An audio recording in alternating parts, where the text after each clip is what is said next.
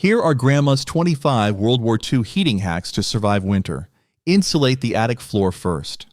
Grandma remembered that during World War II winters, heat was treated like gold. She always said the attic floor mattered more than the walls because heat rises fast and escapes through the roof. Back then, families laid insulation directly across attic floors using mineral wool, sawdust, or even newspaper sealed in craft paper. The goal was to slow heat loss before it ever reached the rafters. Sealing the attic floor reduced coal and wood use immediately. She learned this during rationing years when fuel deliveries were uncertain. Blocking heat loss above living spaces kept rooms warmer with less stove time. Even today, insulating the attic floor first remains one of the most effective cold weather strategies because it tackles the biggest escape point. This approach was not about comfort alone. It was survival, stretching limited fuel through brutal winters when every shovel of coal counted and replacement supplies could take weeks to arrive. Check air leaks with a candle. Did you know that during World War II, families used candle flames to locate hidden air leaks because smoke pencils did not exist yet? Hold a lit candle slowly along window frames, door trim, floorboards, and baseboards. If the flame flickers or bends, cold air is entering. Wartime homes were drafty, and fuel rationing forced people to hunt leaks room by room. This simple test revealed where cloth strips, newspaper, or homemade putty needed to be applied. It required no tools, no electricity, and worked even during blackouts. The candle method helped households reduce heat loss quickly using whatever materials were on hand. It also prevented dangerous cold drafts near beds and cribs. Identifying leaks was critical because sealing small gaps saved more heat than burning extra fuel. This practice helped families survive long winters with limited coal, wood, and kerosene supplies. Pack insulation tightly with no gaps. During wartime winters, insulation was scarce and expensive, so every inch had to count. Loose or uneven insulation allowed cold air pockets that drained warmth fast. Families packed materials tightly into wall cavities, attic floors, and crawl spaces to eliminate gaps. Common fillers included mineral wool, cork, shredded paper, and even fabric scraps. The key was compression without blocking ventilation where moisture could build.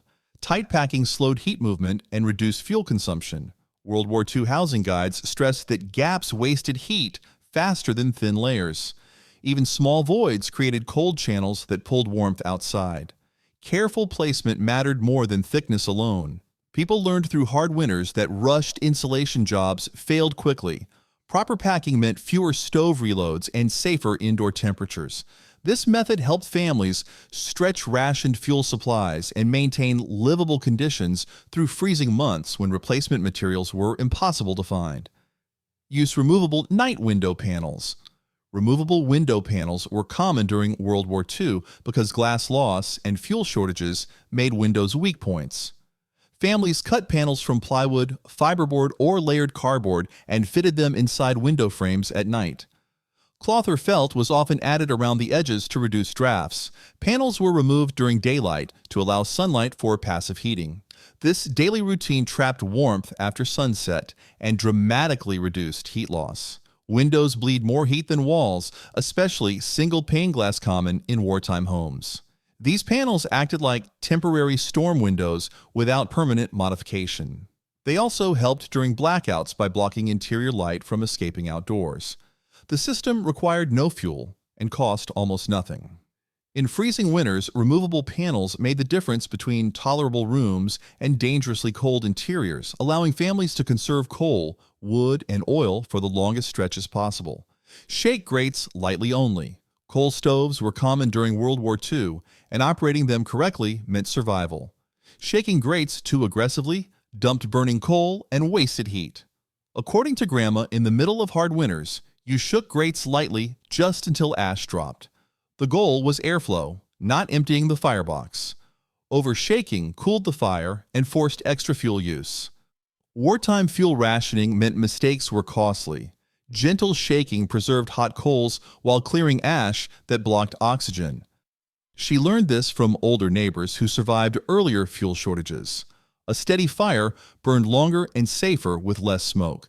Proper grate control also prevented clinker buildup that damaged stoves. This careful method conserved coal, reduced relighting effort, and maintained consistent warmth. During long winters with limited deliveries, knowing how to shake grates correctly helped families stretch fuel supplies and avoid freezing nights indoors. Caulk cracks around frames. During World War II, sealing cracks was one of the fastest ways families conserved heat without using extra fuel. Window and door frames often shrank as houses aged, leaving thin gaps that pulled warm air outside. People used oil-based caulk, rope caulk, or homemade fillers made from linseed oil and chalk. The goal was to seal seams permanently before winter deepened. Even hairline cracks caused constant heat loss in rationed homes. Caulking frames reduced drafts, stabilized indoor temperatures, and lowered stove demand. This mattered when coal and oil deliveries were delayed or limited. Proper caulking also reduced moisture intrusion, which made rooms feel colder. Wartime home manuals stressed sealing frames early in the season because frozen surfaces prevented adhesion later. This simple task saved fuel every hour afterwards. Families who sealed frames thoroughly burned less fuel and stayed warmer through long, uncertain winters. Install a draft regulator. Draft regulators became critical during World War II when fuel efficiency determined survival. A draft regulator controls how much air enters a stove or furnace, preventing excessive airflow that burns fuel too fast. Without regulation, fires roared and wasted coal or oil. Installing a mechanical or manual damper allowed families to slow combustion while maintaining steady heat. This kept stoves running longer on less fuel. Wartime guidance stressed adjusting draft based on weather conditions rather than running stoves wide open. Regulators also improved safety by reducing chimney overheating. Homes that used draft control experienced more even room temperatures and fewer relights. This mattered when fuel resupply was uncertain. Installing a regulator was a one-time effort that paid off daily. It turned unpredictable stoves into controlled heating systems, helping households stretch scarce fuel across entire winters. Skip daily, shaking in mild weather. Grandma said shaking stove grates every day was unnecessary when temperatures stayed mild. During World War II, fuel was rationed tightly, and unnecessary shaking dumped usable coal into the ash pan. In moderate weather, fires burned slower and produced less ash buildup. Shaking only every other day preserved hot coals and extended burn time. This reduced fuel use and prevented cooling the stove too quickly.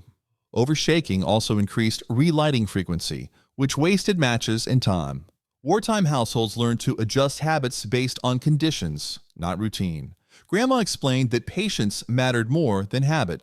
Letting fires burn naturally during warmer spells saved fuel for colder nights ahead. This practice kept homes warm longer without consuming extra resources and helped families manage limited coal supplies more effectively throughout unpredictable winter stretches. Use certified oil burner service. Certified oil burner service was strongly encouraged during World War II to ensure maximum efficiency. Poorly tuned burners wasted fuel, produced soot, and increased fire risk. Trained technicians cleaned nozzles, adjusted airflow, and calibrated burners to burn oil completely. This reduced consumption while improving heat output. Wartime authorities urged households to service burners before winter because emergency repairs were harder to schedule. A properly serviced burner used less oil per hour and delivered steadier warmth. It also reduced smoke, which mattered during blackout conditions. Regular service extended equipment life when replacements were unavailable. This was not luxury maintenance, it was fuel conservation. Families who invested in proper servicing stretched rationed oil supplies weeks longer and avoided breakdowns during the coldest months. Install weather stripping tightly. Weather stripping played a major role in heat conservation during World War II winters. Loose or worn strips allowed constant cold air infiltration around doors and windows. Families installed felt rubber or metal strips tightly to create air-tight seals. Proper installation mattered more than material quality. Gaps defeated the purpose. Wartime guides emphasized snug-fitting strips that compressed when doors closed. This reduced drafts dramatically and stabilized indoor temperatures. Tight weather stripping also prevented frost buildup inside frames, which worsened heat loss. The improvement was immediate. Rooms felt warmer without increasing stove output. This simple upgrade required little material and no fuel, making it ideal during rationing. Households that sealed openings thoroughly conserved energy daily and stayed warmer using the same limited fuel supply throughout winter. Follow a fuel firing chart. During World War II, fuel firing charts were posted near stoves to prevent waste and guesswork. These charts showed how much coal, oil, or wood to burn based on outside temperature and wind conditions. Following them prevented overfiring, which burned through rationed fuel far too quickly. Families learned that steady heat mattered more than roaring fires. Charts helped maintain consistent indoor temperatures while stretching limited supplies. They also reduced smoke and soot buildup, which hurt efficiency. Wartime home guides emphasized discipline. Burn only what conditions required, no more. This practice protected fuel reserves for severe cold snaps when heat demand surged. Using a firing chart turned heating into a planned system instead of habit-driven behavior. It allowed households to survive long winters with fewer deliveries, fewer relights, and less physical strain, all while keeping rooms safe and livable through unpredictable weather. Bank coal without opening firing door. Coal banking was a vital technique during World War II when fuel was scarce. Instead of opening the firing door and letting heat escape, experienced households banked coal through the top-loading door. Fresh coal was layered carefully along the edges of the firebox, pushing hot coals toward the center. This slowed combustion and extended burn time overnight. Opening the firing door dumped heat instantly and caused temperature swings. Wartime manuals stressed keeping doors closed whenever possible. Proper banking maintained steady heat while using less fuel. It also reduced smoke and protected stove components from thermal stress. This method allowed families to sleep through freezing nights without constant tending. Banking coal correctly meant fewer matches used, fewer relights, and less wasted fuel. It was a quiet but powerful skill that made rationed heating supplies last far longer. Block doors with rolled blankets. Did you know that door drafts accounted for a major portion of heat loss in early 20th century homes? During World War II, Grandma would block doors with rolled blankets to stop cold air from pouring inside. This was done in the middle of the evening after foot traffic ended. Heavy blankets or quilts were tightly rolled and pressed against door bottoms and frames. This sealed gaps that weather stripping could not fully close. The method required no tools, no fuel, and worked immediately. Families reused bedding already on hand. Blocking doors reduced icy floor drafts and kept stove heat circulating longer. It also improved sleep comfort in nearby rooms. Wartime households depended on simple physical barriers like this to conserve every bit of warmth when fuel rations were strict and replacement supplies were uncertain. Clean furnace flues and adjust draft. Clean flues were essential during World War II winters to keep heating systems efficient. Soot buildup restricted airflow, forcing furnaces to burn more fuel for less heat. Families cleaned flues before winter and checked them regularly during heavy use. Adjusting the draft ensured proper oxygen flow without overheating. Too much draft burned fuel fast, too little caused smoke and poor combustion. Wartime heating guides stressed balance. A clean flue and correct draft produced steady heat with minimal waste. This also reduced chimney fires, which were dangerous when fire services were stretched thin. Proper maintenance extended equipment life when replacements were unavailable. Cleaning flues was not optional upkeep. It was a fuel-saving measure that protected homes and helped rationed oil or coal last through long, unforgiving winters.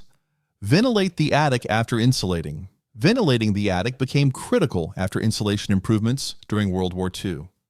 While insulation trapped heat below, it also risked moisture buildup above if airflow was blocked. Without ventilation, warm air condensed under roofs, causing damp insulation and wood rot. Wartime housing guidance stressed balancing heat retention with airflow. Roof vents or small eave openings allowed moisture to escape while keeping living spaces warm. Proper ventilation preserved insulation performance and prevented long-term structural damage. This protected scarce building materials and avoided costly repairs during shortages. Ventilated attics also reduced ice dam formation, which caused leaks and heat loss. The combination of insulation and ventilation created stable, efficient homes that conserved fuel without sacrificing durability. This careful balance helped families endure repeated winters with limited resources and little margin for error. Drill weep holes in storm windows. Storm windows trapped warmth during winter, but without drainage, they also trapped moisture. During long cold seasons, condensation pooled at the bottom of frames and slowly rotted wood. weakened seals, and increased heat loss. Drilling small weep holes along the lower edge allowed moisture to escape safely. These holes were tiny, angled downward, and spaced evenly, so cold air did not rush inside. Wartime housing guides stressed that dry windows insulated better than wet ones. Moisture buildup made glass colder and drafts worse. Clearing water protected frames, reduced frost buildup, and extended the life of storm windows when replacement glass was unavailable. This small, preventive step helped homes retain heat more effectively through repeated freeze cycles, conserving precious fuel while preventing long-term structural damage that families could not afford to repair during prolonged shortages. Repair dampers and grates. Functional dampers and grates were essential for efficient heating during fuel shortages. Bent grates restricted airflow, while stuck dampers caused fires to burn too hot or too weak. Repairing these parts restored proper oxygen control, allowing fuel to burn evenly instead of wasting heat up the chimney. Wartime households inspected grates for warping and cleared clinker buildup regularly. Dampers were cleaned, lubricated, and adjusted to respond smoothly. Proper airflow meant fewer relights and steadier room temperatures. This maintenance reduced fuel consumption and prevented dangerous flare-ups. During periods when spare parts were hard to find, repairs were favored over replacement. Keeping dampers and grates in working order allowed stoves and furnaces to perform at peak efficiency. Stretching limited coal or oil supplies through the coldest stretches of winter. Keep a deep coal bed. A deep coal bed burned longer and more efficiently than a shallow fire. During harsh winters, households maintained a thick layer of glowing coal across the grate. Instead of scattering fuel thinly, this depth held heat, stabilized combustion, and reduced temperature swings. Shallow fires cooled quickly and required constant refueling, which wasted coal and effort. A deep bed also improved draft consistency and minimized smoke. Wartime heating manuals advised building depth slowly and maintaining it carefully rather than dumping fuel all at once. This approach reduced ash disruption and preserved hot coals overnight. Keeping a deep coal bed meant fewer firings per day and more predictable heat output. It was a disciplined method that helped families survive long winters while using less fuel overall. Combine blackout curtains with insulation. Blackout curtains served dual purposes during wartime winters. Originally installed to block light during air raid precautions, they also became valuable thermal barriers. Heavy fabric reduced heat loss through windows, especially when paired with insulation panels or layered cloth behind them. Families hung curtains tightly against frames at dusk to trap warmth inside. The combination slowed cold air infiltration and reduced radiant heat loss from glass. This method required no fuel and used materials already mandated for safety. Insulation alone was not enough at windows, which remained weak points. Curtains added an extra buffer zone of still air. Together, they improved room temperatures noticeably. This layered strategy allowed households to conserve fuel, maintain blackout compliance, and stay warmer through cold nights when heating resources were stretched thin. Draped blanket over chair back. Chairs were often positioned between doorways or near draft paths, and Grandma would drape a heavy blanket over the chair back to block moving cold air. In the middle of winter, this created a quick barrier that redirected drafts away from sitting areas. The blanket hung down toward the floor, stopping airflow at body level. This trick used furniture already in the room and could be moved as needed. It worked especially well during evenings when people stayed seated for long periods. The added fabric trapped warmth close to the body and reduced chill without burning more fuel. Small adjustments like this improved comfort dramatically. During winters when heating had to be rationed carefully, such simple positioning tricks helped families stay warm without touching the stove. Clean chimney and seal with furnace cement. During World War II, chimney efficiency was treated as a matter of survival, not routine maintenance. Soot buildup narrowed flues, weakened draft, and forced stoves to burn more fuel just to maintain basic warmth. Families cleaned chimneys thoroughly before winter and inspected them again mid-season. Any cracks, loose joints, or leaking seams were sealed with furnace cement, which could withstand extreme heat. Sealing prevented warm air from escaping into brickwork and stopped cold air from being pulled down into the firebox.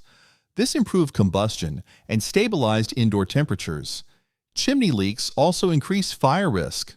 which was dangerous when repair crews and emergency services were limited.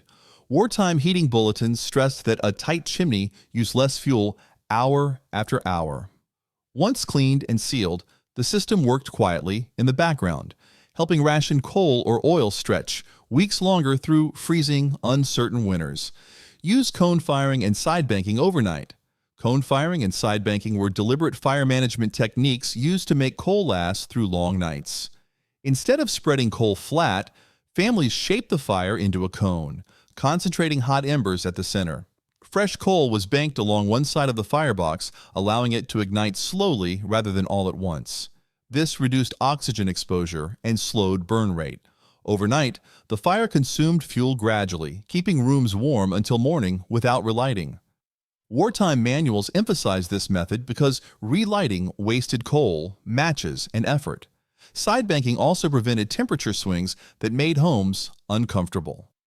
The technique required patience and planning, not extra fuel. By morning, live coals remained ready to be stirred back to full heat.